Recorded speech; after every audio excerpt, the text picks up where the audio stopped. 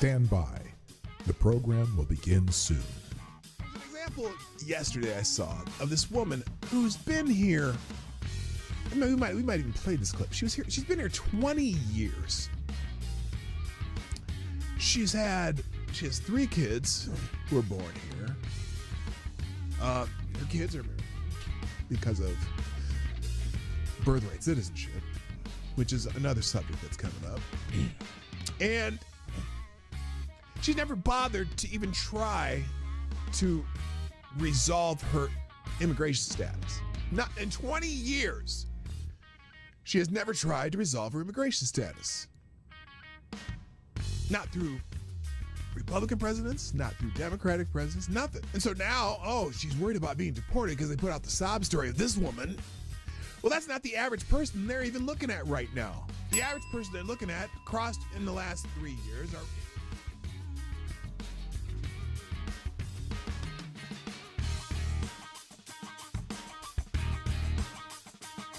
CNN is cutting jobs to embrace the digital future. No, they're cutting jobs because, as I like to say, they suck.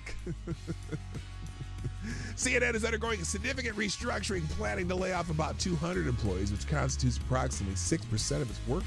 This move is part of a broader strategy under CEO Mark Thompson to pivot towards a digital-first approach, focusing on expanding digital subscriptions and reducing costs from traditional TV operations. Wait a minute. Didn't they already try the CNN subscription service, which failed miserably?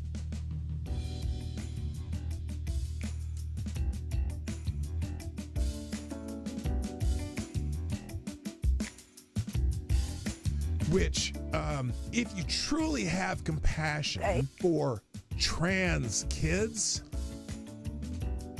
you would allow them to all go through puberty, because 90% of kids who think they're trans change their mind once they go through puberty. That puberty is the fix for most of the problems.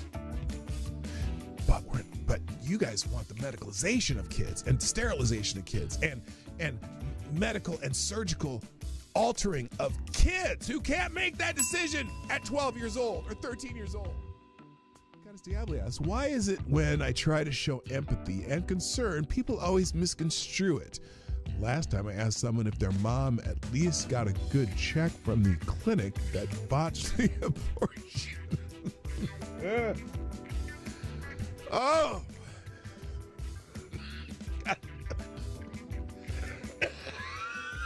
Oh, God. Damn it, AD. I think you just need to find a gentler tone. Stand by. The program will begin soon. I would be willing to bet everything I own that submitting a 22-minute video montage that shows the most egregious acts of violence you can find from that day, when the defendant in question is on that video for only 6 seconds and the scene walking calmly, is highly prejudicial and a violation of the defendant's due process rights. The person was found guilty and sentenced to 19 months in prison.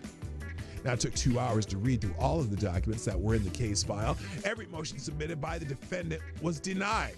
Every motion by the defendant was denied. How often does that happen? And every motion submitted by the government was granted. They turned a trespass misdemeanor that would have resulted in a $50 ticket into 5 misdemeanors and a felony charge by charging the defendant with a statute that would have required the Secret Service to rope off the section he was in, which they did not. They also charged him with a statute that would have required them to prove Mike Pence was in the building at the time he walked through that corridor. He was not. And they used an Enron statute that the Supreme Court struck down.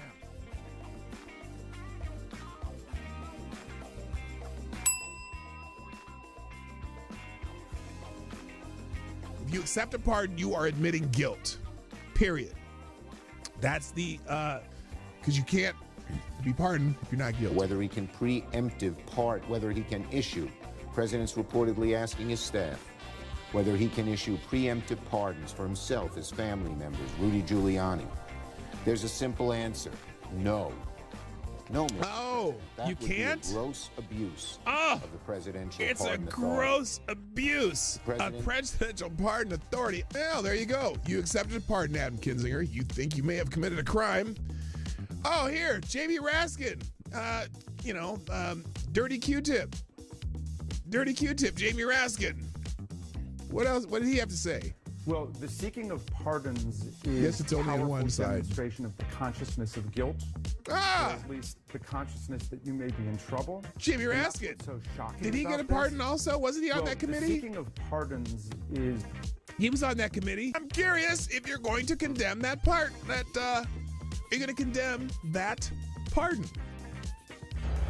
Joe Biden pardoned a lot of people. Yeah, he should answer for that and explain. Lots of murderers, lots of drug dealers, lots of people who killed people, commuted the sentence of a couple murderers. One drug dealer who people died from taking the drugs that they sold them. Stand by. The program will begin soon.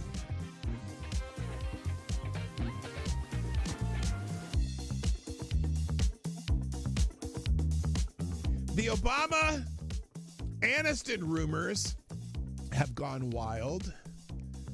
Rumors have emerged on social media that suggest Barack and Michelle Obama might be heading towards divorce, with speculators linking Barack Obama to actress Jennifer Aniston. Those rumors have gained traction following Michelle Obama's absence from Jimmy Carter's funeral and the inauguration, and are based on tabloid stories and social media speculation without solid confirmation from the individuals involved. So far, they're still rumors, and I don't know why people are perpetuating them, but it is kind of fun to perpetuate rumors like that. No one's come out to out and out deny anything. That's the weird.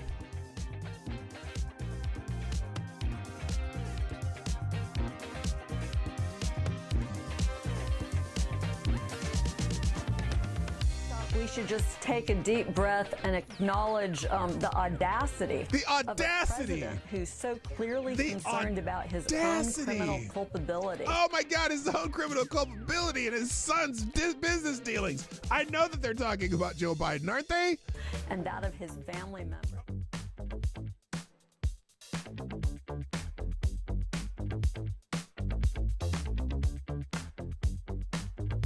Select a Boy asks, are cats really soul suckers? Yes.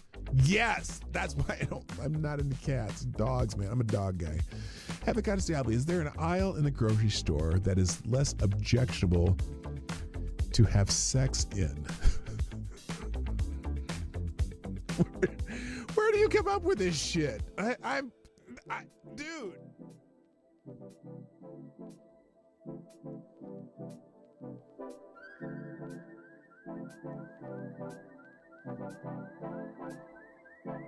Trump has done something no person in the world has ever done before. A dead man, a dead politician has risen. Yes. Somebody who if we were 4 years ago at Davos, he's buried, a dead. And I wonder how many people at Davos have been funding Donald Trump's demise that has failed. I wonder how many people at Davos, again, let me say it again. I wonder how many people at Davos have been funding what they had hoped would be Trump's demise. I bet you there's a few of them there. And didn't work, did it now? Didn't work now, did it? Politically known to me.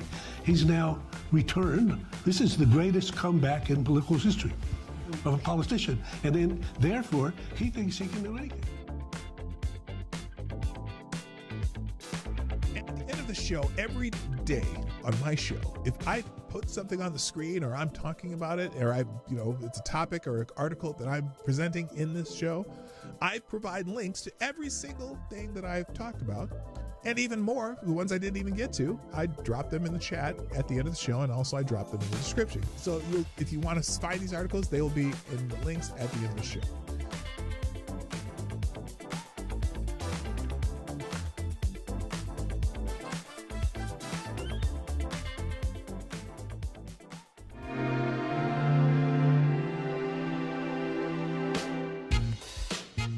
Ladies and gentlemen, coming to you live from the Lucky Dog studio in a hidden location somewhere in the upper Midwest of the United States of America, it's a brother making his own way but with all the wrong opinions. Welcome to the Morning Night Live with your host, the one and only Dawg Knight. Well, it's hump day. Yeah. Good morning, everybody. Welcome to Morning Night Live. I'm your host, Marty, also known as Dawg Knight on the internet. Welcome back to the Dawg Knight Channel, where I came across this video of this professional protester who, I'm sorry, just had an amazing idea, and it's like just the top of my brain today. I'm going to do a video about it later too, a little short video, because I just think it's important what this guy said. I don't normally agree with the comrades. You know what? The professional protesters, they're kind of a joke to me, but this guy, I'm just saying, it's brilliant. It's a brilliant idea. So anyway, that's the whole impetus of the show. I don't have anything else to say. We had a nice time yesterday for Lady Boomer's birthday. Went out for pizza with the family, with my son and my daughter and the grandbabies and the son-in-law. And we missed our daughter-in-law. She's not here yet, but she'll be here later this week. And we had a great time. It was just simple, For me, I don't need to do exciting things on holidays, and neither does Lady Boomer. We just like having our family together, and it's, because when it's so rare that we all get together. So it's just, that's what's important to me. It wasn't a fancy dinner. It wasn't, I did get my wife some beautiful flowers though, but just having the family together is so important. And, so that's it. That's all it takes to make me happy and to make Lady Boomer happy. We just sat around, talked, and enjoyed ourselves. So, all right, so we've got stuff going on, of course, but of course, I have to say hi to everybody, right? I have to say hi, and so here we go. First in the chat today, Mr. Avocados Diablo gets the bell. You're back. How about you? Way to go, AD. You were slipping lately. Also, good morning, JB, as opposed to AD. Good morning, also. The Pope is here. Tyrannus the Third, the Blessed Lich, Pope Tyrannus, with the inspiring message of the day, blessing of the divine dead. Every day we see is a gift, so make the most of it. Oh, that is so inspiring. Thank you, Pope Tyre. Also, good morning. Ranting Monkey's here. What's up, Ranting Monkey? Your life makes me sad. Lewis is here. What's up? Renee Mayette. Howdy. Kara Soldier. Mike Savage. Blarg. My second favorite Canadian. My other favorite. My other favorite Canadian. Not my second favorite. My other favorite Canadian. What did I say? Anyway, something like that. You're one of my favorite Canadians. Unacceptable Views. K-Shaw's here early. What up, Kirsten? TC's in the house. Johnny Boomer Tech doing the job. Hoko Sports is here. Lord Stanhope, good morning. Who else is here? Anonymity T2 Albibach is here. Good morning. Blue-Eyed Scream. Chicago Mike making that monthly appearance. Love to see it. Who else? Anna Lynn, what's up? Air Cold Distafano. Wow, the crowd is here today. There's a whole bunch of us here already. This is amazing. Maybe it's because I started it almost on time. Good morning also, Darren Root, and I said Renee Mayette. I think I got everybody. Is that everybody? I think so. That's a good start. We got 19 people, 9 likes. Fix that ratio, please. And we'll get off to a raring good start. So there you go. All right, smash the beloved like button or it gets the hose again. TC okay, I don't have the hosed. Don't give him the hose. Anyway, all right, let's get into the show. Like I like to talk about special days that are happening in the world. And of course, wait. I almost forgot. I have to thank the people who shared the stream too. Let's do that real quick. And that includes, let's scroll here a little bit. By the way, there's some stupidity in my chat, in my Twitter feed today, X feed, whatever, the app formerly known as Twitter. But all right, so let's start with Kirsten Shull. K Shull retweeted the show, or somebody's version of the show. Reposted my post of the show. There we go. Thank you for doing that. Also, we got our first Let's Go from JB with the samurai movies. Buff. Also, what did I do there? I want to repost, not I hate that. I always hit quote for some reason. Also, thank you, TC, tweeting out the show on your own, as always. I appreciate that.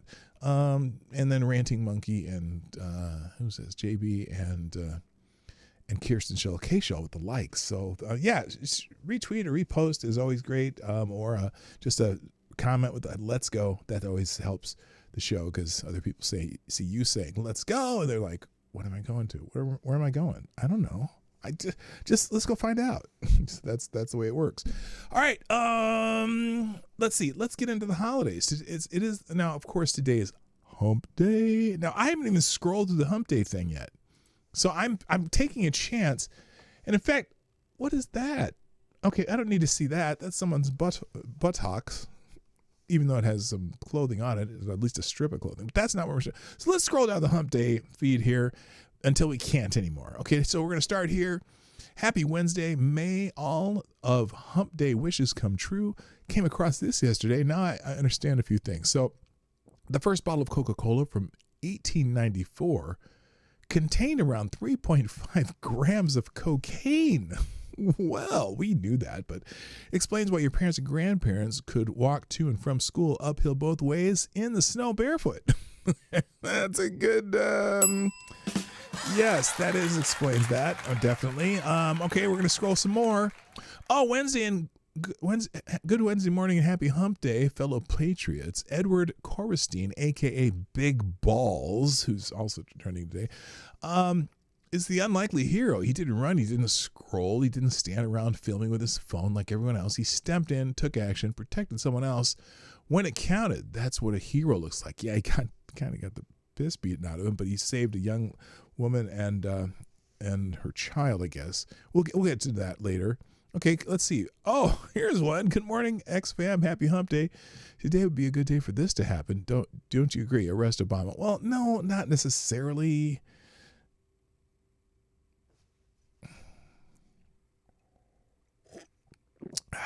Not necessarily. He says with an evil laugh. How about this? Oh, okay.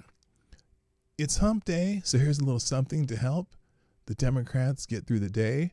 The best medicine yet, and you don't even need to consult your pharmacist. Oh boy, this is going to be someone who hates Donald Trump. Look at those eyes. This is called Pause Game.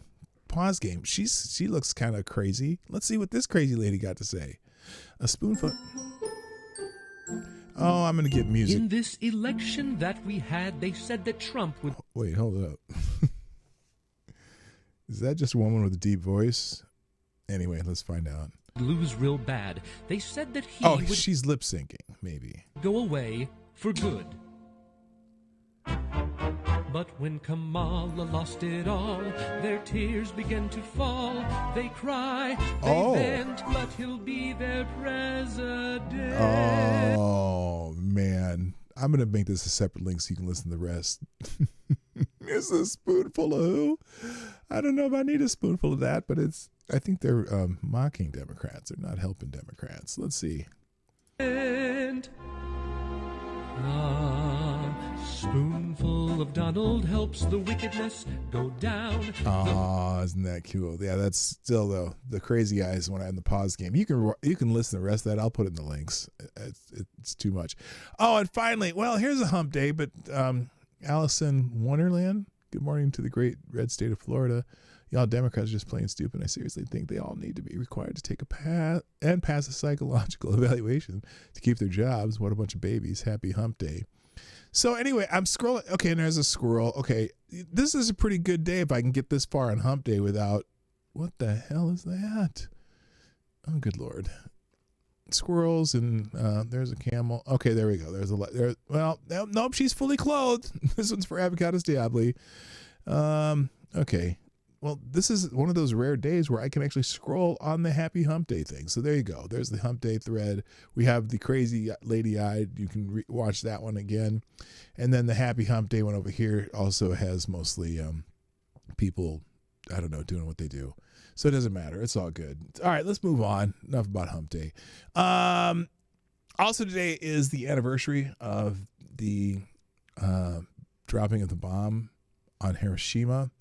This morning at 8:15 a.m., people observed a minute of silence at the Aoi Bridge, which is said to have been the target of the atomic bomb 80 years ago today. That was 80 years ago today. Holy shit. Hiroshima was bombed 80 years ago today. Today is a vibrant, peaceful, world-class city. It's a vibrant, world-class city. I know, we did a great job at rebuilding Tokyo, didn't we? Or helping them get back on their feet. Japan did not just play victim. We rebuilt. The lesson here isn't just about war, but resilience. The world should learn from Hiroshima, not just its tragedy, but its recovery. Yeah, and we did help with that. It's not like we in our end of war, I would say, I don't know if it's benevolence or if it was for our own purpose, but we did go and help the places that were destroyed by war recover, because that's kind of the American way of doing things. We help other people around the world, and sometimes we don't get the credit for it, or we don't get the thanks for it, but Now someone here, Ed Krasenstein, by the way, he and his family, and I think him and Brian and their families all traveled to Japan. So he posted something, which sometimes he posts stuff that I go, oh, that's pretty cool, Ed. And in fact, it's funny because they talked about they were leaving the country, and I knew it was just rage bait. And a lot of people took the rage bait, and I just said, hey, have a great vacation with your family. Take some time off from being a dickhead on X. I didn't use those exact words, but that's what my point was. Anyway, he posted this. I walked through Hiroshima's Peace Memorial Museum in Japan with my wife and our boys just 1 week ago. At the train station, a Japanese man in his late 50s helped us find our way to our hotel. He spent 15 minutes with us, making sure we did not get lost. His mom was a survivor of the atomic bomb. His only goal was to make sure our visit to Tokyo was a good one. He didn't know us, yet volunteered his time to help us, Americans. 80 years have passed, yet the charred uniforms, melted tricycle, half-written diaries still feel painfully fresh. Outside, the skeletal Jinbaka Dome stands in eerie silence, a permanent reminder of the nightmare. What moved me was the grace of the people we met. Shopkeepers, museum guides, and the survivor's child welcomed us with warmth instead of anger. Their capacity to forgive and turn unimaginable loss into a commitment to peace humbled me. On this 80th anniversary, I am thinking about the true cost of war, the fragility of life, and our shared duty to ensure history is never repeated. May we honor those who were lost by choosing empathy over conflict and understanding over fear. So that's I'm gonna say the sentiment I like. I mean, I'm not a fan of Ed, but I think his point should be well taken. And I think part of it too is maybe the people who during that time probably appreciate the fact that we came after that war and helped them rebuild and recover, and became great allies and great friends to the nation of Japan. So yeah, I'm not going to knock Ed for that at all. That's a very well written statement. All right, let's move on. Where's my holiday calendar? I almost forgot. Other holidays going on today. It is National Wiggle Your Toes Day. That's weird. National Root Beer Float Day, which I can certainly celebrate later. Hiroshima Day, obviously. National Caroline Day. Jamaican Independence Day. Oh, man. Happy Independence to you, man. National Fresh Breath Day. Brush your teeth, motherfucker. And Henry Fiesta de San Salvador. Okay, so lots of stuff going on in San Salvador. And Regatta Day. There you go. Yippee, skippy to all the holidays today. Hey, here's a holiday. Kara Soldier drops a deuce in the tip jar, and that makes you the new Streamlabs Superstar sponsor of the day. Kara Soldier says, Hiroshima is also a reminder of what happens when someone touches our boats. We brought the sun twice. Dark joke, but it beat the alternative of an invasion. Yeah, there's obviously it's a controversy that we dropped 2 atomic bombs on Japan, and whether or not the war was going to end anyway. And but I kind of think you know, it may have ended a very drawn out, bloody conflict less. You know what I'm saying? So who knows? Let me fix something here. So anyway, I'm gonna go into this. Here, let's put this back on for a second. Let's see if I can fix this nonsense again. Give me just a second.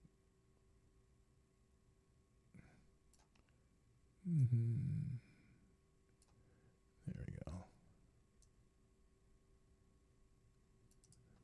All right.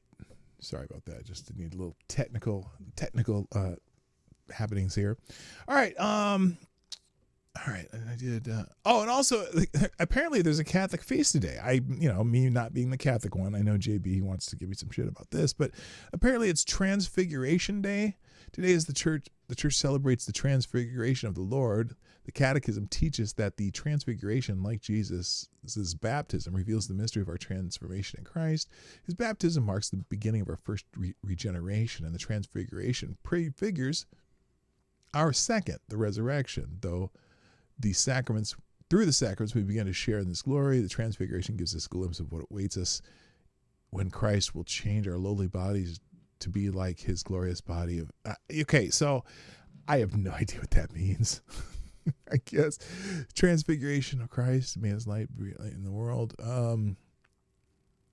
Okay, so when Jesus revealed his glory on Mount Tabor, offering a glimpse of heaven to sustain his disciples through trials, may we seek those moments of light that remind us of God's love, carrying them with us into life's valleys. So anyway, there you go.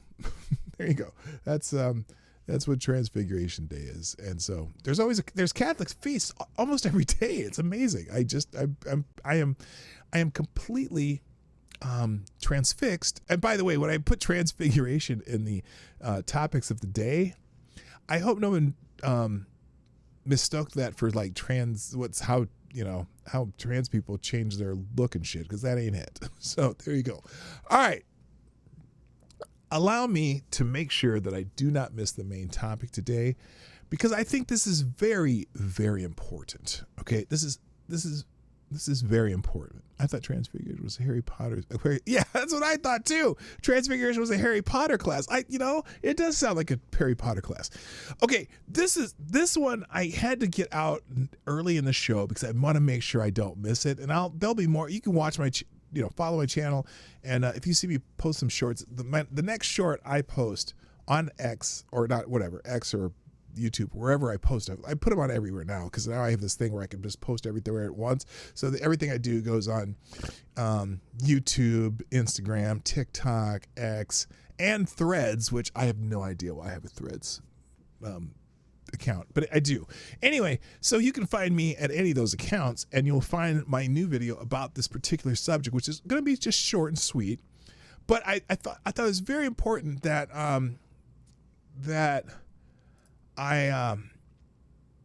look, let's put it this way, okay? I have no love for and rarely ever agree with the professional protester crowd that you see all the time now, the protesters and the comrade crowd. I'm not a fan of the comrade crowd. You know that. None of you are a fan of the comrade crowd either. I understand that.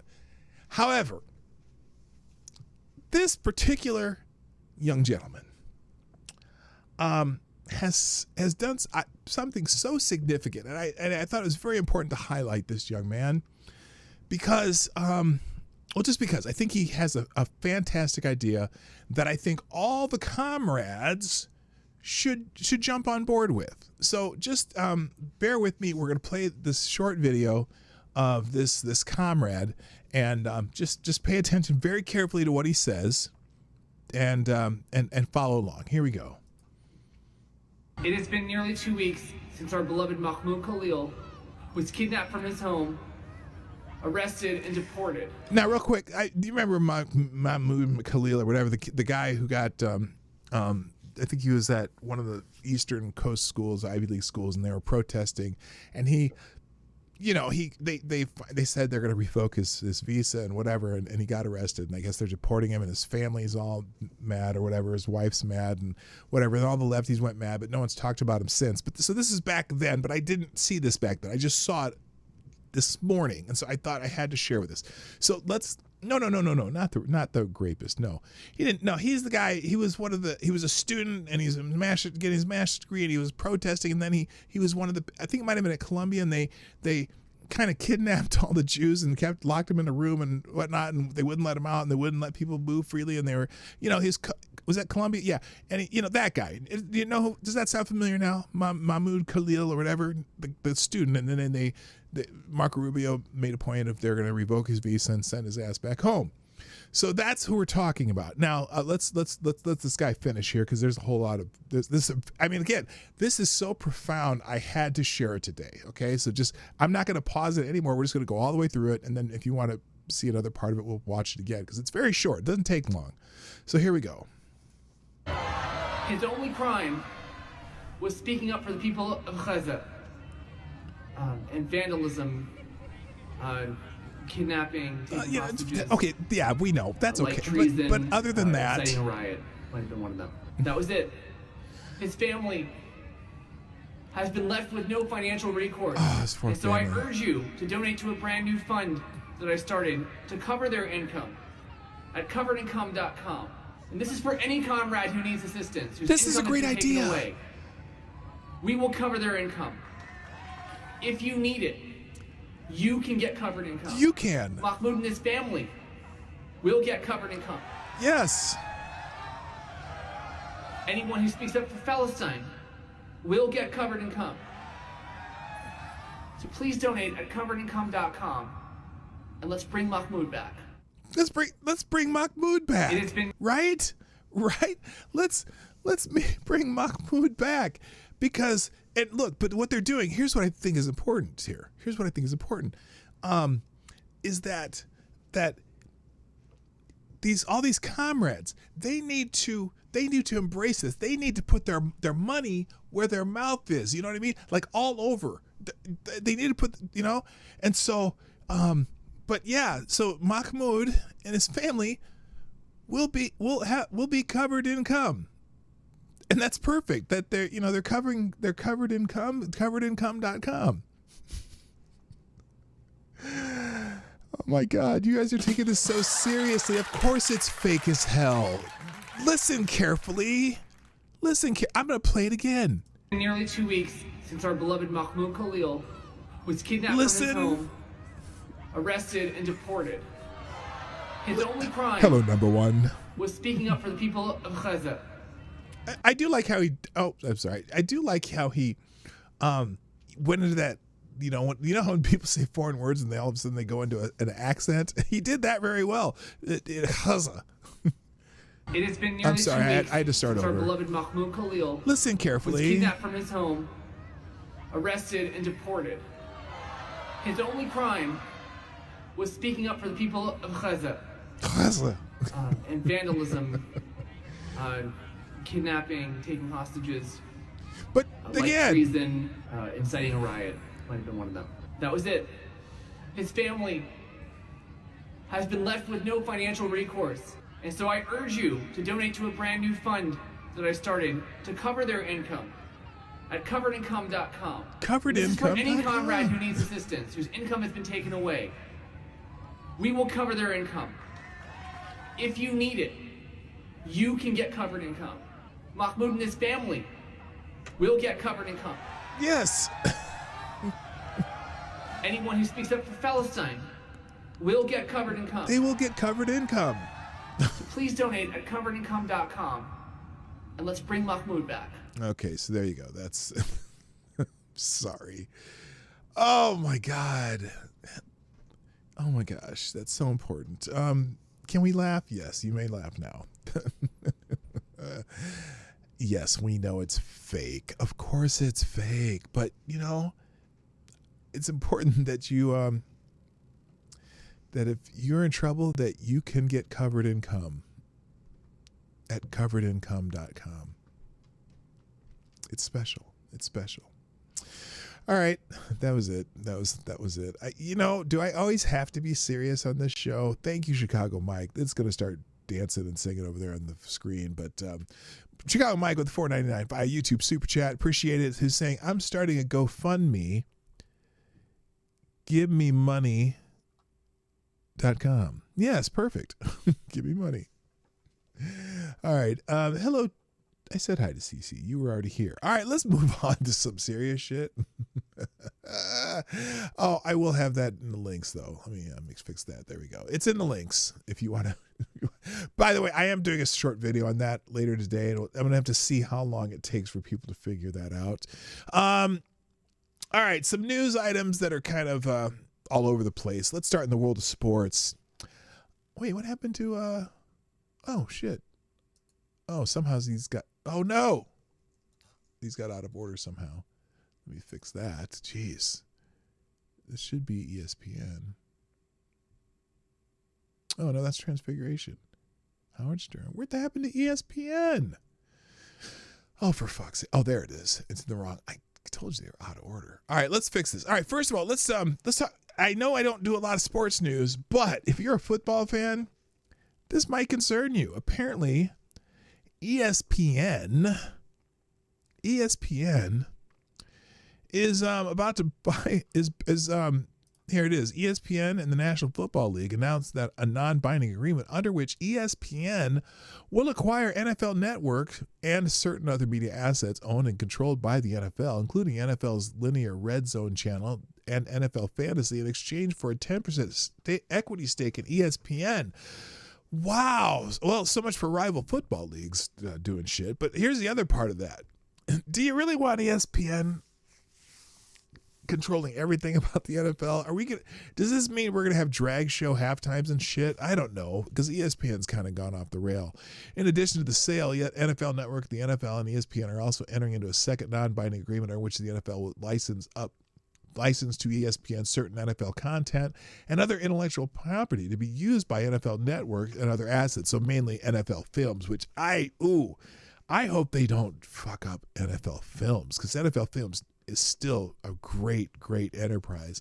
So anyway, most people are not happy about this. NFL fans knowing ESPN is going to ruin NFL Network just like they ruined their own network. ESPN bought NFL Network and Red Zone. You know they're about to ruin the whole damn thing. And now there's no alternative network to watch the NFL draft on. Yeah. Oh, God. How do you fuck up football? I hope they do fuck up football. Well, I know you're not a fan of football.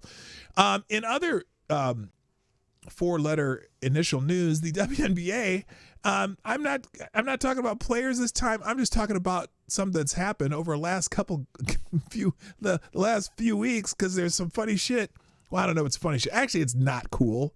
I mean, it's definitely not cool, although you could say it's funny. During a WNBA game between the Indiana Fever and the Los Angeles Sparks, a fan threw a sex toy that struck player Sophie Cunningham, briefly interrupting play. This incident is the third in a series of similar disruptions over the past week. Why didn't they just say dildo? They threw a dildo onto the court. Remember the green dildo they threw on the court? And I guess this is the third time it's happened this week. So anyway, it's a third similar disruption over the past week, including events during games involving the Golden State Valkyries. The occurrences have prompted concerns about player safety and potential enhancements to security. Yeah, they're going to have dildo sniffing dogs at the door. That's what they're going to have. Oh my God. Anyway, so here's the, I guess, I don't look out. Oh, Something yeah, another onto the green floor. dildo had hit Sophie. She's looking at the other girl kicked it. So an object ended up on the floor. All right, good enough. All right, let's see what else. Oh, and then also in entertainment news. Well, it's a sad day in the world of entertainment. And I don't know if it's not indicative of go woke or go broke, but wait, where's the main news? Where the hell's the main news? Where is it? I had a...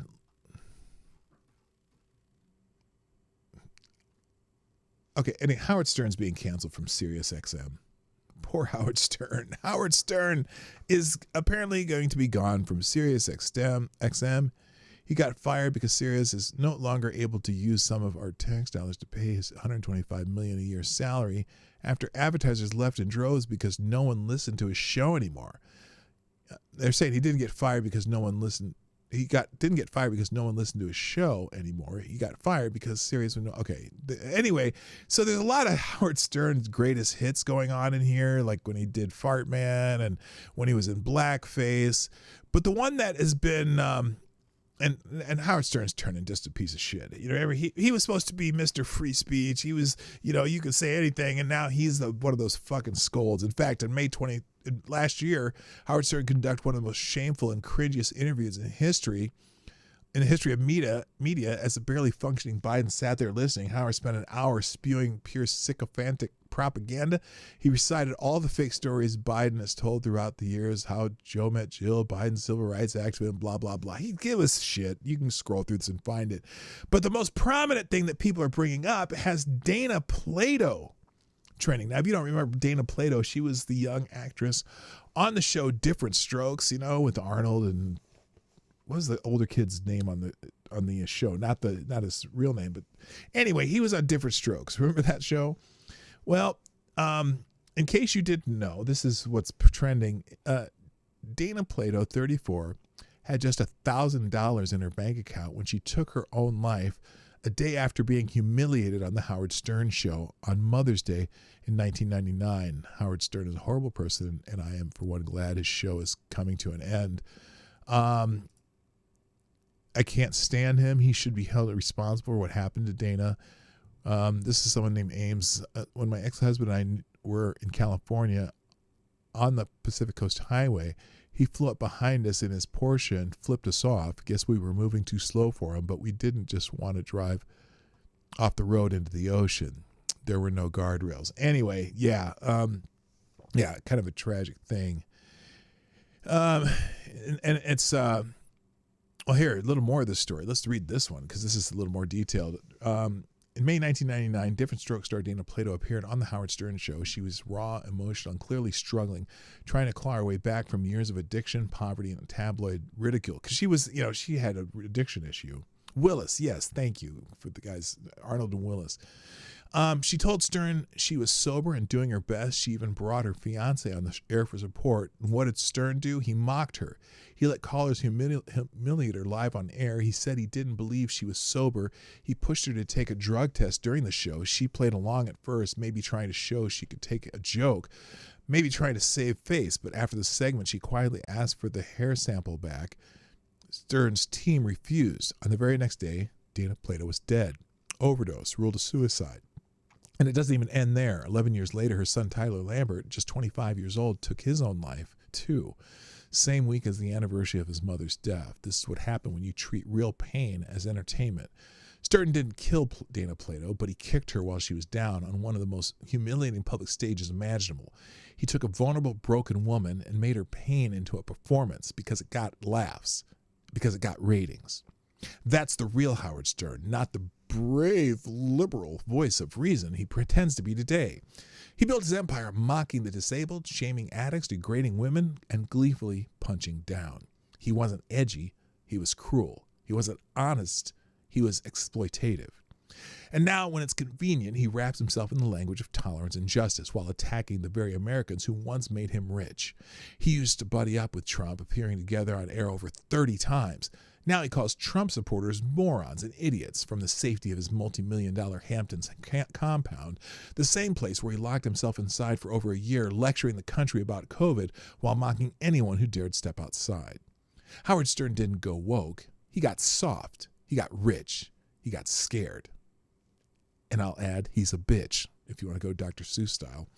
And the worst of all, he got boring. He is boring as fuck. That is true. Now SiriusXM has canceled him, not because he was controversial, but because no one's listening anymore. The outrage dried up, the audience moved on, and when your whole act is built on cruelty and self-importance, that's a one-way ticket to irrelevance. Dana Plato deserved better. So did her son. They were real people with real pain. Good riddance, Howard. and I'll add fuck off. So that was very, very well written. I'm going to put that as a separate link today because I think that should be read more than once. All right. Let's move on. Other news. Hulu. I don't know why I have all this entertainment news day. It's like, is Wednesday entertainment day? I don't know why. But apparently Hulu is now going to be fully integrated into Disney Plus. Let's see, the standalone Hulu app will be shut down. It's going to be, apparently Disney's going to be phasing out the Hulu app later in 2026 to make Hulu a part of Disney Plus completely. It's unknown if it will change the Disney bundle as well.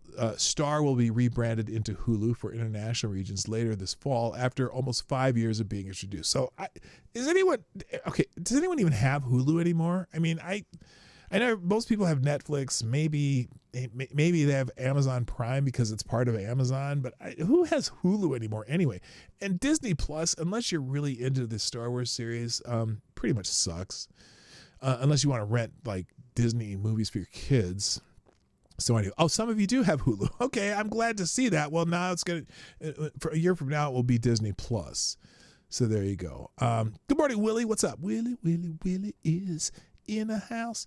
So there you go. That's that. And then is this last one entertainment news? No, yes. Okay, one more entertainment thing and then we'll move on to some actual news. Kit is trending. Kit. Not Eartha Kitt. Not this hoe who has Kit in her name who, is trying to promote her OnlyFans, but none other than Kit from Knight Rider. And why is Kit trending? Well, because apparently these new Tesla self-driving cars, and there's a couple different sources in I think San Francisco and Phoenix, Arizona, whatever. Is it called Waygo or something like that, where they have the self-driving cars? And we had a friend who was just down in Arizona. No, they were in, I can't remember which city they were. Maybe it was Scottsdale. But they got in one of these self-driving cars. They said it's actually very cool, and they're getting better at not crashing into other cars. And so there you go. So anyway, Kit. Oh, I forgot about Joe Baker. What is her name? Please scroll back. Joe Baker, what? Oh, yeah. There you go, Edie. That's for you. I did that specifically for you. There you go. There's Joe Baker, whatever the hell her name is. Let's see. What is her name? There it is. Joe. What kind of a fucking name is this? Hello, special can acid on my honorable mention list of favorite Canadians. Joe Baker, hold on a minute. Oh, that's her name. Joe Baker, hold on a minute. Was that really her name? Okay, okay, someone overdubbed this. Oh, that's a Tesla. Okay, that's what it is. Tesla's doing a Knight Rider ad with a Tesla showing how whatever. Anyway, so Kit is now real. That's why everyone's talking about Kit, because Tesla built a Knight Rider like Kit car. Okay, that's why. All right. They're getting better at not nearly killing you. Yeah, exactly. All right, let's do a couple actual news stories here real quick. And this is also why mRNA, the vaccine thing, is trending. Apparently, they're going to the Department of Health and Human Services is going to stop funding mRNA research. Here's an announcement by Secretary Robert Kennedy Jr., who says, "We reviewed the science." Well, here, let's listen to him. No, I can't listen to him. I can't do that voice right now. I respect the guy, but I can't listen to him talk. He says, "We reviewed the science, listened to the experts, and acted. BARDA, B-A-R-D-A, whatever that is terminating 22 mRNA vaccine development investments because the data showed these vaccines fail to protect effectively against upper respiratory infections like COVID and flu. We are shifting that funding towards safer, broader vaccine platforms that remain effective even as viruses mutate." So, and people are pissed. RFK Jr. just got $500 million of federal funding, which is half a leg from a deck on the Titanic, or half a leg from a deck chair on the Titanic, funding mRNA vaccine development, not because vaccines failed, they did, not because they are unsafe, kind of are, but because of ideology. No. 22 projects gone overnight. These weren't fringe efforts. They included next-gen vaccines for COVID-19, influenza, RSV, and even H5N1 bird flu. To be clear, mRNA vaccines saved millions of lives during the COVID pandemic. I'm sorry. Maybe they, I don't know. Did they? They may have. I don't know. I got COVID before any vaccine was approved. So, and by the time I had it the second time, and after that I never got it again. I'm not saying whether they're effective or not, or what. But they had the vaccines never had safety testing. The vaccine never had enough testing. They never had clinical trials. They never had anything for these things. I mean, and this is one area where I vehemently disagree with Donald Trump. Okay. And I know it was a emergency situation, but Operation Warp Speed, was it a success? Was it? I can't even say that right. Was it a success? Success? Emphasis on suck. Anyway, here it is. mRNA course correction. U.S. Health and Human Services Secretary Robert F. Kennedy Jr. announced that the Biden-era push for respiratory-based mRNA vaccines is being scaled back substantially. The department under Kennedy's leadership, with President Trump's backing, downsizing 22 mRNA vaccine development contracts worth nearly $500 million. These projects aim to tackle COVID-19, H5N1 avian influenza through next-generation gene therapy platforms. However, after rigorous review, the HHS determined that mRNA technology does not consistently provide the protection it promised for upper respiratory illnesses. Some saw the move as surprising, but to others it was long overdue, and then they go on about the accountability and all the other stuff. You can read the rest of the article. But look, we know there's problems with them. I don't know if they're, I don't know the science, because they'll tell you, oh, the science is everything, but maybe the science confirms that they're not what they were cracked up to be. So there you go. Good morning, Reaccion, Puerto Rico. Also in the news, there's been some attacks on ICE agents around the country, and in Washington State. Agents narrowly escape an arson attack. An arsonist attacked an Immigration and Customs Enforcement Center office in Washington State over the weekend, throwing a rock through a window, lighting a fire on the property. The unidentified arsonist targeted an ICE field office in Yakima, Washington, about 140 miles away from Seattle. Federal agents, the Department of Homeland Security says, managed to escape from the attack unscathed. DHS Assistant Tricia McLaughlin slammed Democrat politicians for their incendiary rhetoric against ICE agents, accusing them of contributing to the surge in violence against the federal law enforcement force. So she had her say there. There's another article here about it from Daily Caller. ICE office set ablaze in sanctuary state as attacks on agency rack up. So this, I believe this is the same. Yeah, this is the same one.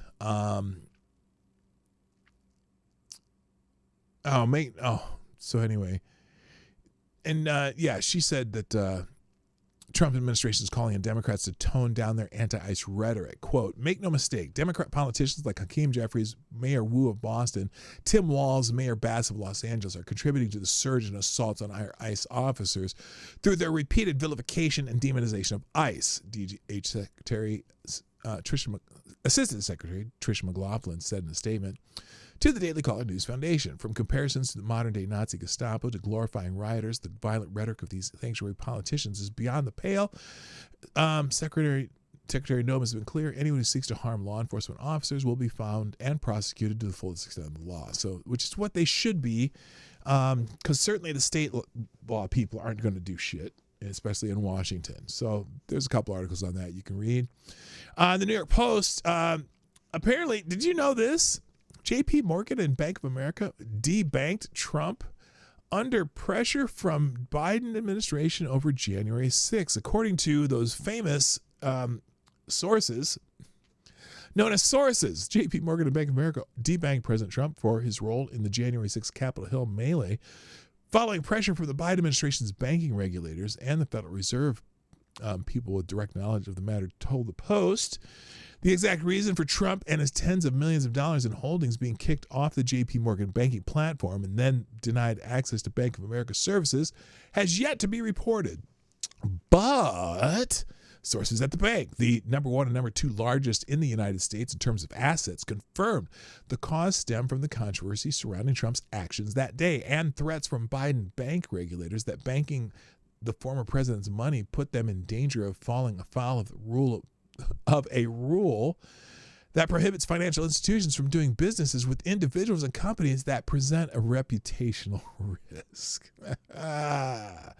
So anyway, in short, the Biden administration pressured the two largest banks in America to debank his opponent. Of course, well, isn't that special? I got nothing else to say about that. That's fucked up. All right, moving on. Hey, remember Lois Lerner? Y'all remember Lois Lerner, right? Lois Lerner, when back in the days where the IRS was targeting people, Tea Party, whatever, political opponents of the administration of the time. Well, finally, her deputy was removed from the IRS decades after the Tea Party targeting scandal.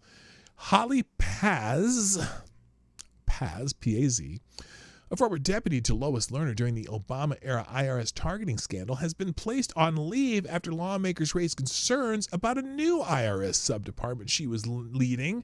Paz has been assigned to oversee a unit aimed at auditing pass-through businesses, a move announced by the Biden-era IRS Commissioner Danny Werfel.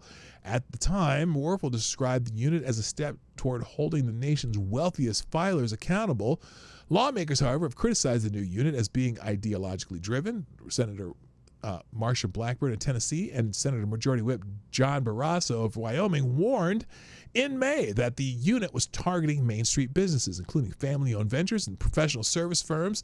Senator Joni Ernst of Iowa also raised concerns about the unit's impartiality, citing political comments made by Paz's team and their use of templates with names referencing political rhetoric. So, hey, I am so sad that she is gone. Oh, okay, never mind. All right. Other trending stuff here. Speaking of Marsha Blackburn, by the way, Senator Marsha Blackburn has announced that she is running for the governor of Tennessee. Wow, all these people announcing runs for governor. Yesterday, was it Nancy Mace, and now Marsha Blackburn. Here's Marsha Blackburn telling you why she thinks she should be the governor of Tennessee. By the way, you know the lefties are probably mocking this, but here's Marsha Blackburn. Wait, that's not Marsha Blackburn. What? Who the hell is that? Oh, wait. Trump is back. America is blessed, and Tennessee better than ever. Okay. I'm Marsha Blackburn. Hi, Marsha. Here in the volunteer state, we always lead the way. And that's why I am announcing my candidacy for governor. Okay. Tennessee is the greatest place in the Tennessee. world. Someone did that yesterday. Did the Tennessee thing? You know Tennessee by the, who's that? Tennessee. With Lauryn Hill, not Foo Fighters. What the hell's the name of that group? Foo Can't Chew? No. Foo. What's the name of with Lauryn Hill and wasn't Wyclef Jean in that group? Foo something. Thank you. Arrested Development. Why am I thinking? Thank you. Why am I thinking Foo?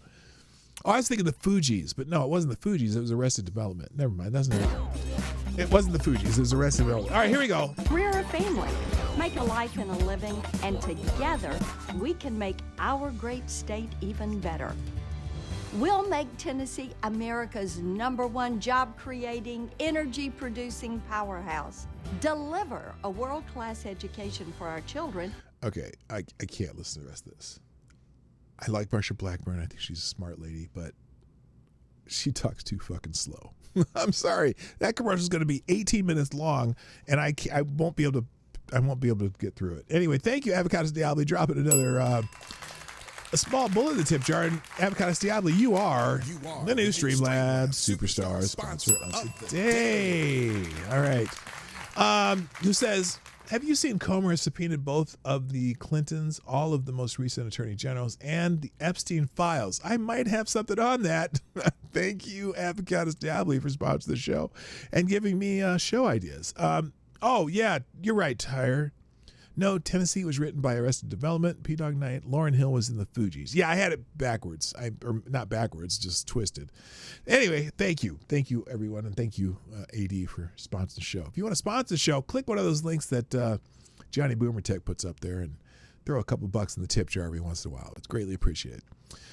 So anyway, so she is running for governor of Tennessee. So now Tim Burchett is also trending because some people are saying if she runs for governor of Tennessee and becomes governor, maybe Tim Burchett, the other guy, he's kind of funny, should run for her senator spot.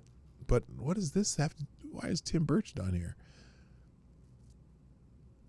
I woke up really sick. I'd be uplifted by your thoughts and provoking prose. I'm now filled with the joy that only you could provide me to sustain me during the 18-hour day.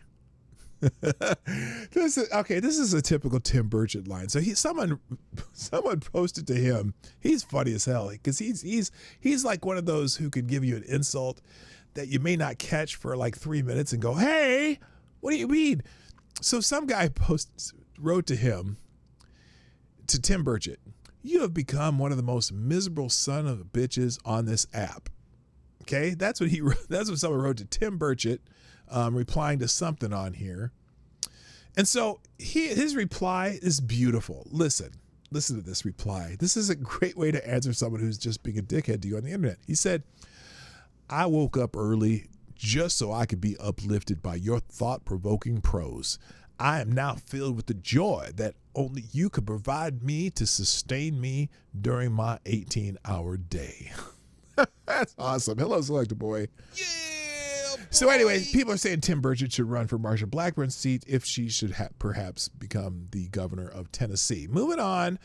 Also speaking of Tennessee, a triple murder or quadruple murder subject has been captured in Tennessee. Authorities captured Austin Drummond in Jackson, Tennessee, ending a week-long manhunt for the suspect accused of killing 4 people and abandoning a 7-month-old baby. The victims, including family members, were found in Lake County with the incident involving targeted killings and kidnapping. Drummond, recently released from prison, now faces charges of first-degree murder and illegal firearm possession, which, you know, the latter is probably not as important as the former. So this fuckhead has been caught. He was on the most wanted list, but they've caught him. And if it were Thursday, you know what we'd be saying right now. Fuck that guy. All right. Also in the news. Oh, Big Balls. We talked about Big Balls briefly earlier. Apparently, Big Balls, I don't know, I can't remember his real name, Edward Korestein, also known as Big Balls, is a Doge employee and hero who put his life on the line to help a woman in distress in Washington, D.C. Everyone should thank him because society would be a lot worse if it were not for men like him. He got his ass whooped too. And so, but he protected someone, and there you go. I don't know. No one seems to have the full story here. Let's see. He heroically intervened to save a woman from an assault by 8 attackers in Washington, D.C. Oh, good Lord. Shout out to Big Balls. That's hard to say without laughing. I'm sorry. It just is. Shout out to Big Balls. The Democrats and Republicans in Texas are still feuding over Governor Greg Abbott's redistricting plan. Texas Governor Greg Abbott proposed a mid-decade redistricting plan to secure additional congressional seats for Republicans ahead of the 2026 midterms. Democratic state House members left the state to break quorum and halt the vote, prompting Abbott to order their arrest and file a lawsuit seeking to declare their seats vacant. The plan targets specific districts and has drawn legal challenges over its impact on electoral fairness. So, a lot of people talking about this. So now the Texas Attorney General has asked a judge to officially remove these Democrats from their seats. Oh my God, this pisses me off. Hang on a second. I always forget these damn Daily Wire articles. Let me see if anyone's archived this yet, because I'm not buying it. Here, let's go to the. I thought I already did this. It's very annoying. Well, we'll wait for that. By the way, Beto O'Rourke has popped up again. Beta. Wait a minute. Where's Beto? Beto O'Rourke, his PAC apparently helped fund the Texas Democrats' private jet to Illinois. Remember they took this $47 million jet that cost $17,000 an hour to operate, or at least as charter, and so they spent over $100,000 so they could flee to Illinois, the most gerrymandered state in the country, so they wouldn't have to have a quorum in Texas. Well, O'Rourke, who lost campaigns for governor, president, and Senate, helped finance a similar walkout in 2021. State lawmakers in Texas make just $7,200 a year. A group of Democratic legislators spent roughly 4 times that amount to take a private jet to Illinois in an attempt to block their Republican counterparts from passing a new congressional map. But they didn't have to worry about the price tag because Beto O'Rourke's PAC picked it up. That's according to a report in the Texas Tribune, which cited 2 people involved in the effort to raise funds for the Texas Democrats' walkout. O'Rourke's PAC, powered by people, is armed with a $3.5 million war chest and has covered most of the costs associated with the walkout so far, including air transport, lodging, logistical support. The outlet reported. Every dollar the group receives going forward will go towards supporting the walkout. So there you go. Beta. Finance their walkout. So at least it's privately funded by people who donate and not the taxpayers. So that's good. All right, this thing's still archiving. Anyway, we already talked about that. Let's move on. Oh, by the way, now there's an article here in the Federalist that's interesting, saying that it will not end well for Democrats fleeing their duties. Just ask the Wisconsin liberals. Remember when they walked out? Wait a minute. Did the Wisconsin House flip when the Wisconsin lawmakers did that? I'm not sure. But here's the headline or head piece of this. As Texas leftists fled the Lone Star State for sanctuary in Illinois, New York, and Massachusetts, Wisconsin conservatives must be feeling a sense of deja vu. After all they have all seen this movie before, and it didn't end well for the Badger State Democrats who pulled a similar political stunt nearly a decade and a half ago. Dozens of Texas House Democrats absconded to the deep blue states on Sunday in a temper tantrum over a Republican plan to update the state's congressional maps mid-decade that could boost GOP's chances of picking up 5 seats in the next year's pivotal midterms. Democrats are crying foul over what they are calling a gerrymander driven by President Donald Trump, seeking refuge in 2 leftist-led states that have excelled in gerrymandering. Absolutely. Democrats fled the state to deny any quorum as the Republican-led Texas House prepared to vote on the redistricting plan. Now, I want to get to the part where they're talking about how this worked out in Wisconsin. So back in 2011, Illinois, neighbor to the north, experienced a similar political temper tantrum from absconding Democrats in the winter of 2011.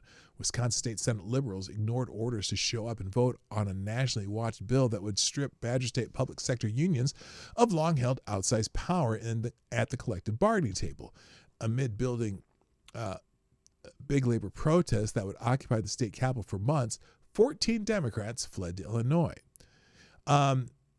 The plan is to try to slow this down because it's an extreme piece of legislation that's tearing the state apart. John Epperbach, a Madison area leftist, told the Associated Press in a telephone interview at the time.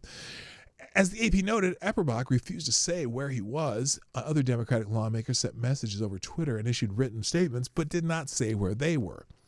They were holed up in a hotel in Illinois, running from their problem, not the least of which was a Republican wave that had swept the state legislature and the governor's office in the 2010 elections. Initially, the Senate asked the Wisconsin State Patrol to apprehend the AWOL lawmakers. Then Governor Scott Walker blasted the liberals' claims that they were standing up for democracy by taking their ball and going away. Where's the part where it bit him in the ass, though? because honestly, they got. Yeah, you can read the rest. I'm not even going to go there. Any representatives who does this, regardless of party, should lose their seat. I think so too. I think that's just a lame as F. The Daily Wire. Okay, yeah. The text.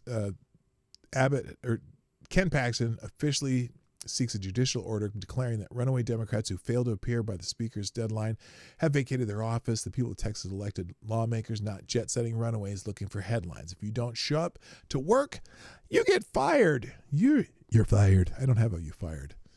Anyway, that's what the Texas AG is doing. All right, let's. This is hilarious, though. This is hilarious. So now that Texas is talking about redistricting, okay, Texas talking about redistricting, the governor of Massachusetts chimed in, and apparently, Maura Healey, the governor of Massachusetts, says President Trump and Governor Abbott have left her with no choice. No, wait, listen to her. Let's listen to her.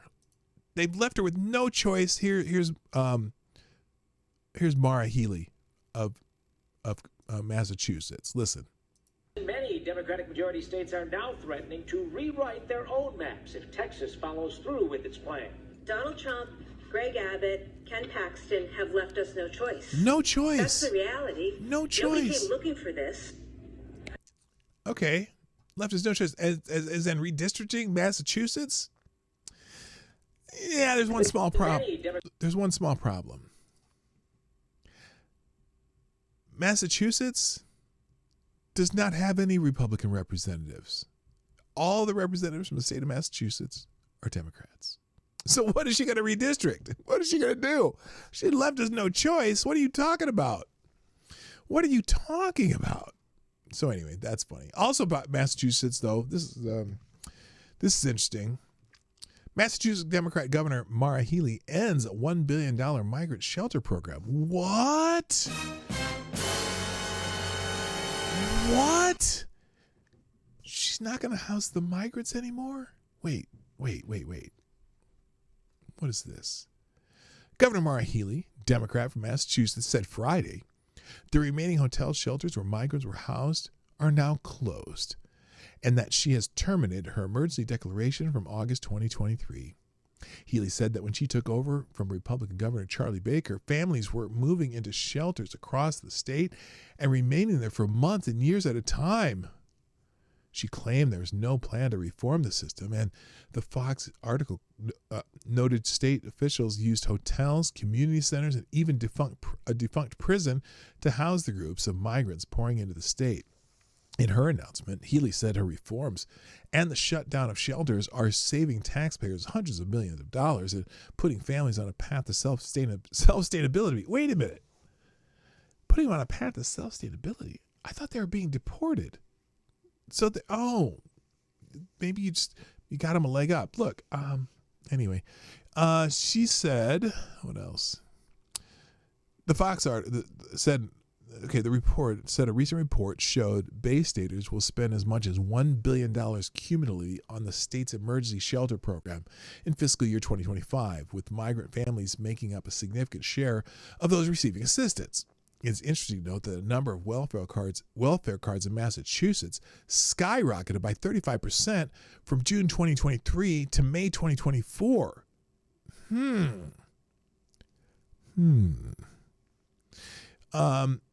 The massive increase in electronic benefit cards, EBT, revealed a huge flow of poor migrants and helped to explain the rising outflow of middle-class Bay State residents who migrate to cities with cheaper housing, lower taxes, and higher wages. So wait a minute. How are migrants, non-citizen migrants, getting EBT cards? I thought we weren't spending any federal money on migrants. Things that make you go, Anyway, the article continued, and in 1983 when Governor Michael Dukakis signed what remains the nation's only statewide right to shelter law, which set in motion the conditions for such migrant housing crisis. Healy and the Democratic majority legislature in Boston revised Dukakis's law to a 6-month limit on that right and to require proof of residency as well as proper immigration paperwork, with some exceptions. Well, you know what? I'm going to give them a little bit of credit there. I got to give them some credit. Why should they have permanent assistance if they're not even here legally? In a social media post on Tuesday, Republican Mike Keneally, who is running for Massachusetts governor, said that he warned the incoming Healy about possible migrant crisis sweeping the state. I warned her in writing. I warned her at an in-person meeting. She didn't listen. So there's an article in the Boston Herald about that. Keneally has also claimed that even though the shelters are closed, the migrant crisis is continuing through the home base program and runaway spending. The state of Massachusetts resettled thousands of migrant families into apartments at the expense of $30,000 per family to the taxpayer. But now many of the migrants cannot afford to pay their rent. In May, Massachusetts State Auditor Diane DiZoglio alleged in a report that Healy relied on unlawful no-bid contracts to fund her massive program of housing for migrants. So they're basically robbing Peter and giving it to, I was going to say Pedro, but would that be racist for me to say that? I shouldn't say that. Migrants are people from Vermont. Migrants are people from Vermont. Massachusetts has illegal aliens. I'm going to give you get a bell for that, Lord Stanhope. That's beautiful. All right. Let's see. Wow, I'm actually through this faster than I expected. Oh my God. Well, let's look at some headlines that are in the aggregator. I'm gonna, I post the aggregator every day. JJ Septon from the Ace of Spades blog. There's always some good articles in here. And so today's morning report on August 6th, where they're talking about Delia. Remember Delia? Who says she's Guatemalan first and then American second? Let's see. The intro today. Good morning, kids. Today marks the 8th anniversary of the dropping of the first atomic bomb in Hiroshima, which brought about the end of the Second World War. Had this bomb and then the one in Nagasaki 3 days later has not been used, there's no doubt in my mind that I, and for sure many of you, would likely never have been born, as our fathers would have been shoved into the meat grinder to end all meat grinders. That is, invasion of the Japanese home islands and the continued strategic bombing campaign that likely would have resulted in the death of at least a couple million soldiers, Marines, airmen, and sailors over the ensuing months or even years until the Japanese have been forced to surrender, or the nascent political class in D.C. just unilaterally declared the war over to preserve their political hides. The lives of the average GI being not so much of a concern. Stay tuned for Korea, Vietnam, and the GWOT. So there you go. Global War on Terror, for that. For those who don't know what that means. Yeah, he's probably right. It would have been millions and millions more people dead, and because the Pacific Theater, they're going island by island, and it's just war is brutal as it is, But anyway, some headlines that I noticed on here.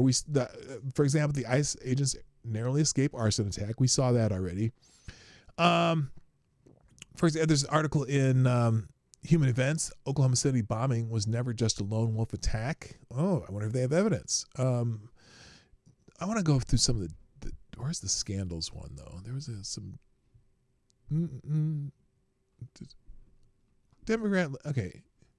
Oh, by the way, fireman Jamal Bowman, remember him? There's an article here in the Washington Free Beacon. Jamal Bowman said he had millions in donations lined up for his PAC. It's actually in debt, according to records. Is anyone shocked? It's a PAC of lies. Former Congressman Jamal Bowman left Congress claiming he had received commitments in the millions for his new Built to Win PAC, Political Action Committee.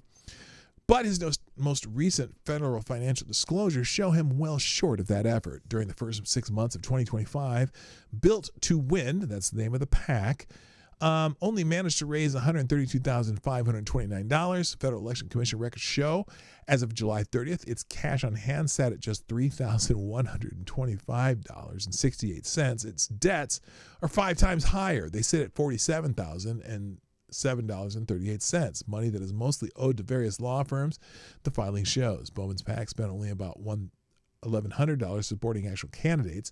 $1,000 went to his House squad colleague, Representative Summer Lee, and an additional $103 went to New Rochelle School Board candidate Rosa Rivera McCutcheon, and she lost.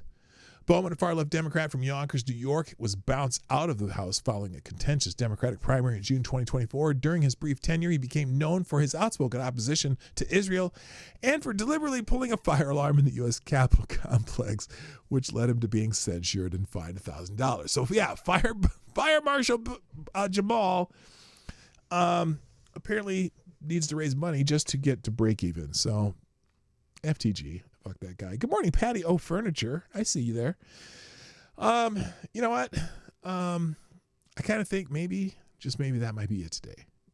It's that time, and I'm trying to end on time for usual times. But anyway, I wanted to point out before I left that the daily aggregator that I use from Ace of Spades blog, JJ Sefton's Morning Report, always has a ton of articles of all kinds of stuff. So I highly recommend it. I put it in the links in the every day. It's usually the last link.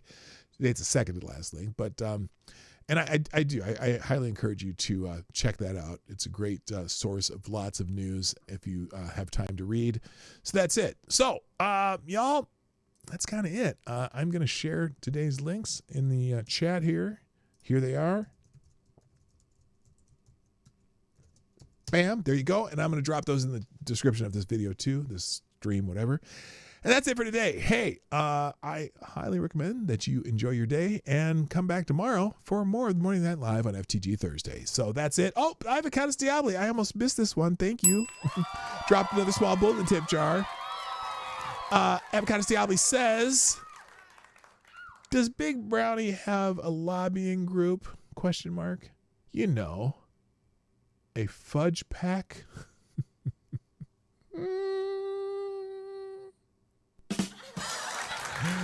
Delayed reaction. All right, that's it. Thanks, everybody. Gotta go. My name's PDawgKnight.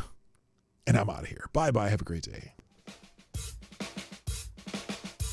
Hey, this is PDawgKnight. And thanks for watching today on the PDawgKnight Channel. If you have an observation or remark you'd like to make about this video or my channel, I absolutely welcome you to write it in the comment section down below. I really look forward to hearing from you. And before you go, if you like what you saw but you're not already subscribed, please make sure you hit the subscribe button and definitely click that bell that pops up afterwards so you'll be notified when I post new videos or when we go live. I broadcast my live show, The Morning Night Live, Monday through Friday at 10 o'clock Eastern, 9 o'clock Central. A special thank you to all the supporters of this channel who share our videos on social media and who make donations through Streamlabs, YouTube, Venmo, and Cashapp, which are all linked in the description down below. Thanks again, and until next time, I'm PDawgKnight, and I'm out of here.